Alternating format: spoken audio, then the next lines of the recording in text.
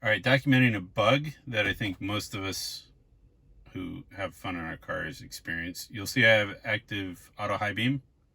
And if I go to any of the entertainments, whether it be a full screen game like Fallout Shelter or YouTube or something like that, as long as I go into the full screen mode, and once it transitions into full screen mode, you can just X out of that and you'll come back and then wake the car up.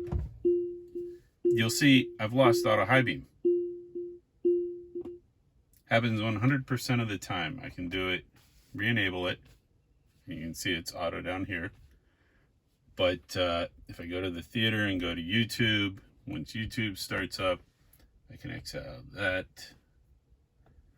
And once again, I've lost my auto high beam. This has existed for 3 years, and I had hoped Tesla would find it on their own. They haven't.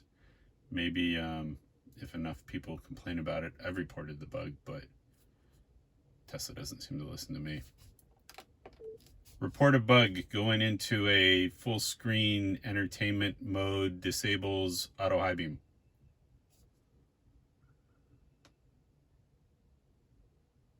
See if that works.